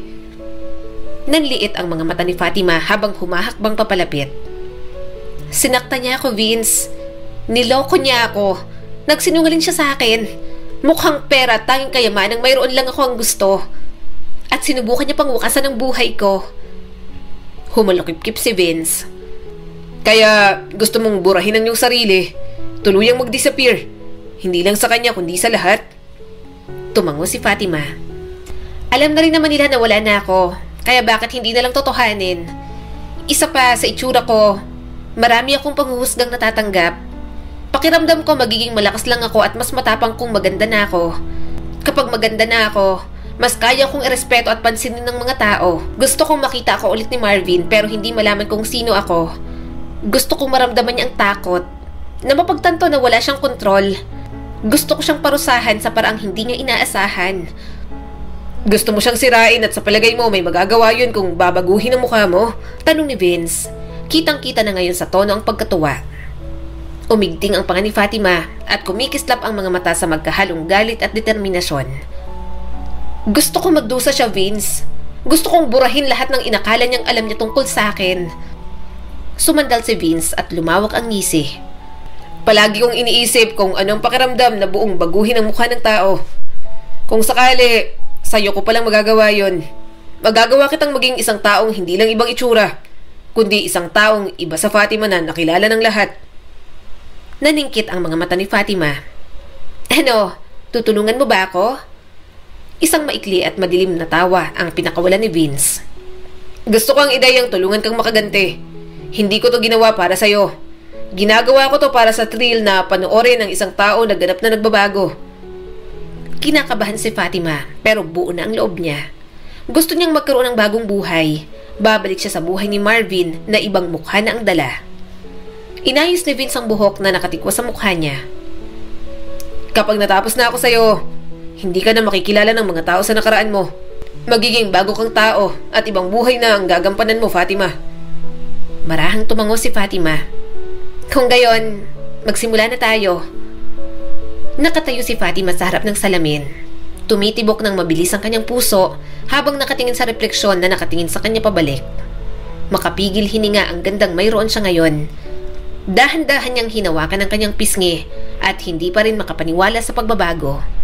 Nangingilid ang mga luha sa kanyang mga mata, hindi dahil sa sakit, kundi dahil sa labis na pagkamangha. Unti-unting kumawala ang mga hikbi sa kanya. Umiiyak si Fatima pero hindi dahil sa lungkot. Ikaw na ngayon si Trixie Salvador. Isang bagong identity, isang bagong simula. Saad ni Vince habang pinagmamasdan din siya sa salamin. Tila namamanghari ng binata sa pagbabago. Bakas ang pagmamalaki sa mga mata nito. Napakaganda mo, Trixie. Mahinang boses ni Vince at puno ng paghanga ang boses. Lumingon si Fatima at pinunasan ang kanyang mga luha. Hindi ako makapaniwala na ako na to. At hindi pa rin ako sanay na tawaging Trixie. Ngumiti naman si Vince. Dapat masanay ka na. Hindi ka na si Fatima. Simula ngayon, ikaw na si Trixie Salvador. Nalaki ang mga mata niya. Trixie Salvador? Tumango naman si Vince. Sisiguraduhin kung nasa lugar ang lahat. Ako nang bahala sa fake documents mo. Walang magtatanong at magtataka sa identity mo. Magiging malinis ang lahat. Basta ang isipin mo, magiging bagong tao ka. May bagong buhay. Ikaw si Trixie at yun ang palaging isipin mo. Magkakaroon ka ng mga koneksyon, kapangyarihan, kayamanan. Mas madali kang makakakilos sa paghihiganti mo kapag mayroon ka ng lahat ng yon. Nanginginig ang mga labi ni Fatima habang iniintindi ang mga sinasabi nito. Yun ang susi sa kanyang paghihiganti kay Marvin, ang lalaking nagtaksil sa kanya. Sa tulong ni Vince, kaya niya itong parusahan sa sariling paraan. Pinunasan niyang huling luha at tumayo ng tuwid. "Thank you, Vince," bulong ni Fatima. Hindi mo kailangang magpasalamat sa akin. Kapag natapos ka na sa mga gagawin mo, hihintayin ko ang pagbawi mo. Umpisa pa lang to, Trixie. Matagal nang plinano ng mabuti ni Fatima ang lahat. Makikigulo siya sa shares ng kumpanyang siya dapat ang namamahala. Bibilhin niya ng palihim yon habang gumagawa ng paraan na makipaglapit kay Marvin. Gusto niyang akitin ang dating asawa, baliwin at iwan sa ere. Alam niya na kung nasa ng kiliti ni Marvin. At sigurado siyang kaya niyang gawin yon, lalo na't nasa kanyang yaman at gandang gusto nito sa isang babae. "No? May nakabili na sa shares ni Mr. Romualdo?" Hindi makapaniwala ang tanong ni Fatima sa tauhan niya. Tumango naman ito. "Opo, ma'am. At mukhang halos lahat ng stockholders nililigawan niya na rin." "Sino ba yan? Gusto ko siyang puntahan," saad ni Fatima. "Si Mr. Lester Sanchez po, ma'am." Biglang natapon ang wine sa kanyang baso. Maraha siyang napalingon sa kanyang tauhan. Hindi siya makapaniwala na may ginagawang ganoon si Lester. Hindi niya alam kung paano nagkaroon ng koneksyon at yaman ang dati niyang best friend. Natawa si Fatima. "Pero ano ba namang aasahan ko kay Lester? Kapag may gusto siya, pinagsisikapan niya naman talagang makuha. Ako lang naman ang hindi niya nakuha." Mapait siyang napangiti. Kung sana, tinanggap niyang pagmamahal ni Lester, baka hindi nangyari ang lahat ng yon. Buhay pa sana ang papa niya at masaya pa rin kasama sina Sandra at Terence. Pinili niya si Marvin. Siya ang nagdala kay Marvin sa mansyon, kaya pakiramdam niya may malaking parte din siya sa lahat ng masasamang nangyari. "Please," usal niya sa hangin. "Kung ginagawa mo to para sa akin, huwag ka nang mangialam pa, Lester. Lumayo ka na lang. Hayaan mong ako na lang ang kumilos para sa sarili ko. Kaya ko na to." Huminga ng malalim si Fatima. Hindi niya muna iisipin si Lester. Kapag naging okay na ang lahat, muli siyang magpapakita rito at magpapakilala. Hihingi siya ng tawad para sa lahat ng ginawa niya. "Clark, kumusta ng investigation tungkol kay Papa? May nahanap ka na bang witness?" tanong ni Fatima. Umiling ang kanyang tauhan. "Wala po, pero may tauhan na pong umaaligid sa hasyenda. Nang araw na mawala rin po ang papa nyo, may tauhan din daw po sa hasyenda na biglang nawala. Kaya pinapahanap na po namin siya. Baka sakaling may alam po siya sa nangyari. Pero may iba pa po kaming nalaman." Kumunot ang noo ni Fatima. "Ano yon?" Sumagot naman ito. "Nalaman po namin na pinapahanap po kayo ni Sandra sa ilang taon na nakalipas." Nalaki ang mga mata ni Fatima. "Alam niyang buhay pa ako?" "Hindi pa po namin alam. Kaya mas binabantayan po namin ang mga kilos niya." Malalim na nag-isip si Fatima. Wala siyang balak isama sa paghihiganti si Sandra, lalo na't alam niyang masasaktan niya si Terence. Ang hindi niya maintindihan, bakit kailangan siyang hanapin ni Sandra. Posible kayang alam nito na buhay pa siya? Kinagabihan, pumunta na si Fatima sa isang party. Pumunta siya roon dahil alam niyang dadalo si Marvin. At hindi siya nagkamali. Nandun nga ang asawa niya. Nakikihalo sa mga mayayaman na animo yun talagang buhay na nakalakihan. Nakipag-usap si Fatima sa mga taong lumalapit sa kanya. Gayunpaman, sinadya niya na talagang titigan si Marvin. Nagpapahalata siya sa pang-aakit dito at agad namang kumagat ang dati niyang asawa. "Marvin Acosta? What a nice name. Palagi kong naririnig ang pangalan mo sa party. Ganon ka siguro kagaling?" Mas pinalandi pa ni Fatima ang tono. Ngumisi naman si Marvin. "Ganon talaga. Kapag pinaghirapan lahat ng mayroon ako ngayon." Lihim na kumuyom ang kamao ni Fatima. "Oh, really? Sa bagay, mas kamangha-mangha ang mga lalaking nagmula sa hirap at biglang umangat. I wonder, ano kayang ginawa nila para makarating sa tuktok, no?" Tumawa naman si Marvin at uminom ng alak. "Huwag mo nang tanungin. Ikaw mayaman ka rin naman. May sarili kang kumpanya, hindi ba? Ano ngang pangalan mo?" "Trixie. I'm Trixie Salvador." Tumangot-tango si Fatima at pinalandas ang hintuturo niya sa braso nito. "Ginawa ko rin ang best ko para makuha lahat ng gusto ko." Bumaba ang tingin ni Marvin sa mga daliri niya. "Anong ginagawa mo?" Tumaas naman ang mga kilay ni Fatima. "Wala lang. Hinahawakan lang kita." Bahagya itong lumapit at bumulong. "Gusto mo ng isang gabi kasama ako?" Humalakhak naman siya. "Isang gabi lang? Wala nang kasunod?" Tumawa sa kanyang tenga si Marvin. Depende kung magaling ka. Pero sure akong hindi ka boring. Parang gusto kong magtagal sa'yo dahil ang mga tipo mo ang gusto ko. Maganda, mayaman at successful. Mas lalo lang akong naaakit sa'yo. Malapit lang ang kondo ko rito. Gusto mo nang umalis? Mapang-akit siyang umiti. Okay, saglit lang. Pupunta lang ako sa banyo. Nang makaalis sa harap ni Marvin, nawala ang kanyang ngiti. Gusto niyang pumunta sa banyo dahil kailangan niya ng break. Nangingilabot na lang siya sa mga bulong ni Marvin sa kanya. Pigil na pigil niya ang sariling sapakin ito. Kailangan niyang mapalapit sa dating asawa, makuha ang loob nito at magtiwala sa kanya. Saka hahanapin ni Fatima ang kahinaan nito. Naiisipin ni Marvin na siya lang ang matatakbuhan. Kalalabas niya lang sa banyo nang may makabangga siya. Nahulog ang purse niya at nahulog ang mga laman. Tinulungan naman siya ng lalaki. I'm sorry, miss. Malalim ang boses na sabi nito. It's okay, sabi ni Fatima at tumingin sa lalaki. Nabitiwan niya ulit ang purse nang makita sa harap niya si Lester. Sa lalim ng titig ng binata, para bang nakikilala siya. Ang unang gusto niyang isipin, tumakbo at magtago. Subalit mas lalo namang nakakapagtaka yun. Bukod doon, iba na rin naman ang kanyang mukha. Miss, nahulog mo ulit. Seryosong saad ni Lester, wala man lang bahid ng ngiti. Mabilis siyang yumuko at pinulot yun muli. Aalis na sana siya pero muli itong nagsalita. Lumayo ka sa kanya. Wika ni Lester. Napalingon si Fatima sa binata. Anong ibig mong sabihin? Napabuntong hininga ito. Kay Marvin, lumayo ka sa kanya. Kung ayaw mo rin masira ang buhay mo, huwag ka nang lumapit pa. Napalunok si Fatima nang lagpasan siya ng binata. Namumuo ang mga luha niya at pinipisil ang kanyang mga daliri. Miss na miss niya ng kanyang best friend. Parang gusto ni Fatima na tumigil na lang at isumbong ang lahat kay Lester. Huminga siya ng malalim. Kailangan niyang ayusin ang sarili. Kailangan niyang tapusin ang paghihigante. Nang makabalik kay Marvin, sumama na siya rito. Sa bawat dampi ng labi, nasusuka na lang si Fatima. Gayunpaman, hindi niya hinayaang humigit pa roon. Ibinaba na nito ang zipper ng kanyang gown pero bigla itong nahilo. Maya-may bigla na rin itong nakatulog. Bumangon si Fatima at inayos ang kanyang damit. Tiningnan niya ang baso na ubos na ang lamang alak. Ang galing ni Clark. Sobrang bilis ng epekto ng gamot. Reliable talaga siyang tauhan.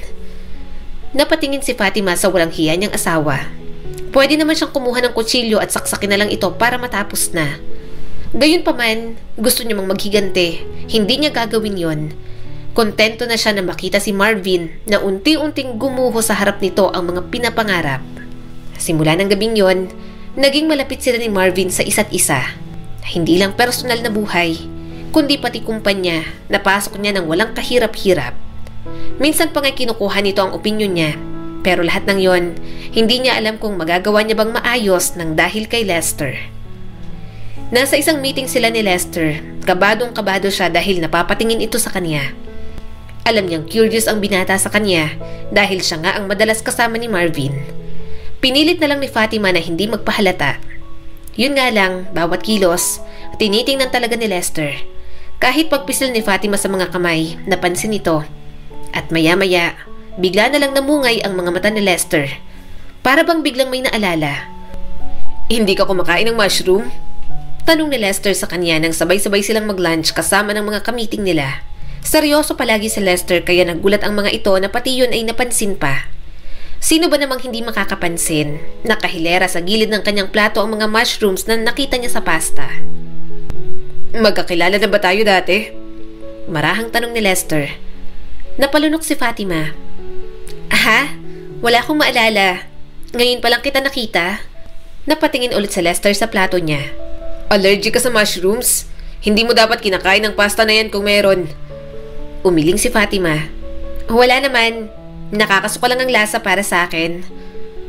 Mas lalong naging matindi ang titig ni Lester. Mas lalo namang kinabahan si Fatima at nagsimula na lang kumain. Nagulat na lang siya nang walang ano-ano'y kinain ni Lester ang mga mushrooms na nakahilera sa kanyang plato. Natigilan siya sa pagnguya. Ganon na ganon sila dati ni Lester nang hindi pa magulo ang lahat. Palaging si Lester ang kumakain ng mushroom para sa kanya.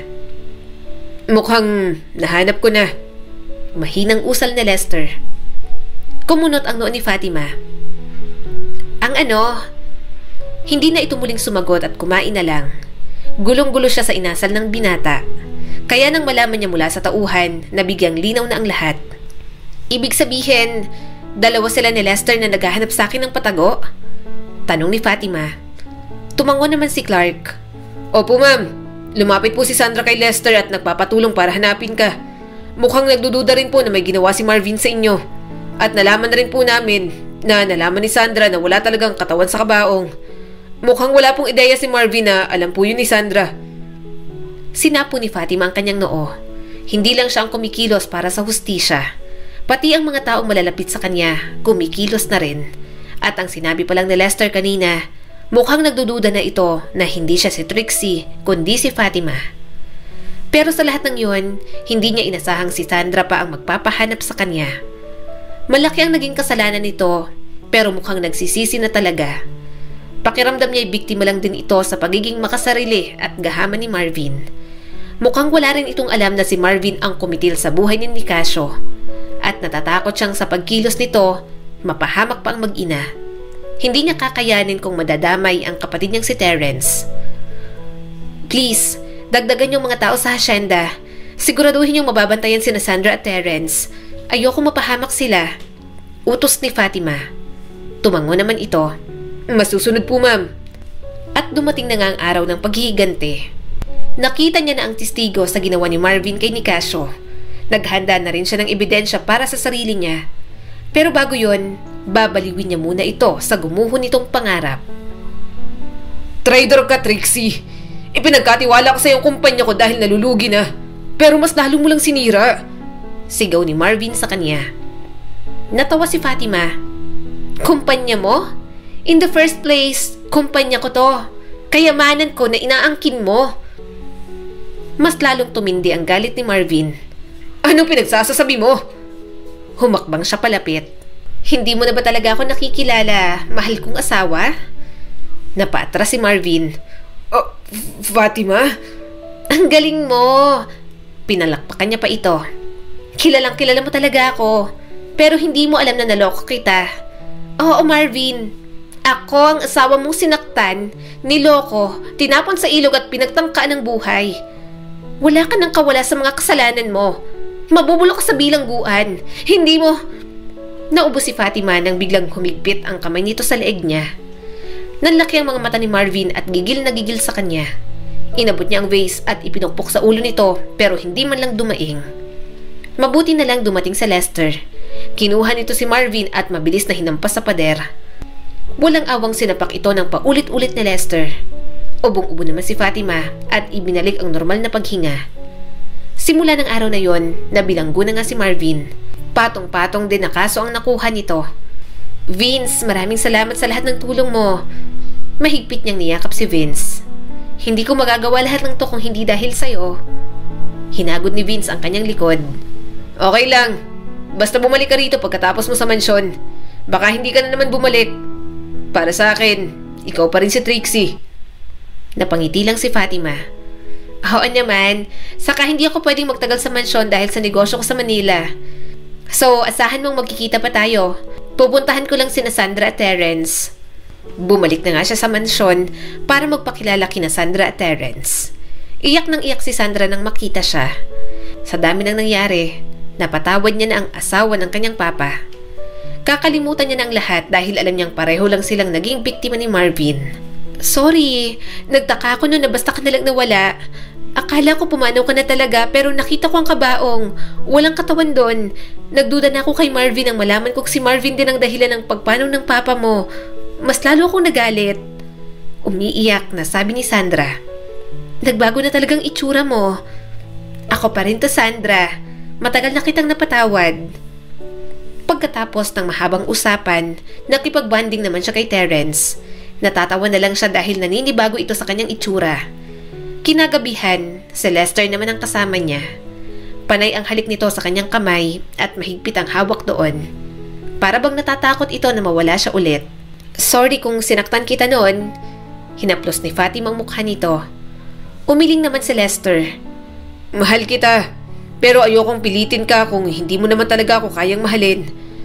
Pero sana, ngayong okay ng lahat, Sana magkaroon ako ng lugar sa puso mo. Kahit maliit na espasyo lang, Fatima. Sapat na sa akin. Umawang ang bibig ni Lester at tumulo ang mga luha. Fatima, mahal na mahal pa rin kita hanggang ngayon. Kahit iba ng itsura mo, ikaw pa rin ang nasa puso ko. Tumulo na rin ang mga luha ni Fatima. Salamat sa pagmamahal mo.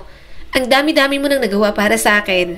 Bibigyan ko ng pagkakataon ng sarili ko na matutunan kang makita higit pa sa kaibigan o isang kapatid. Alam niyang madaling mahalin si Lester. Gayunpaman, nasanay na talaga si Fatima na kaibigan o parang kapatid lang ang turing sa binata. Magkasama na sila simula bata pa lang, kaya parang kadugo na ang tingin niya rito. Kaya sa pagkakataong yon, unti-unti niyang bubuksan ang puso para umusbong ang pag-ibig higit pa sa pagtrato niya noon kay Lester. Mahigpit siyang niyakap ng binata. Maghihintay ako. Magsisikap akong baguhin ang tingin mo sa akin. Kahit gaano pa katagal, Fatima. Napangiti siya. Masaya na siyang muling nakabalik. At sa pagkakataong yon, napapaligiran na siya ng mga taong talagang nagmamahal sa kanya. Salamat sa Diyos na binigyan pa siya ng pangalawang pagkakataon para mabuhay. Ang kwento ni Fatima ay nagpapaalala sa atin na lahat ng tao maaaring hindi palaging mukhang malakas o maganda. Ngunit hindi yun nangangahulugan na karapat-dapat silang tratuhin ng mas mababa kesa sa sinuman. Muli, eto po si Skylar Guro at sana may bago na naman kayong natutunan sa kwento natin ngayon. Maraming salamat po.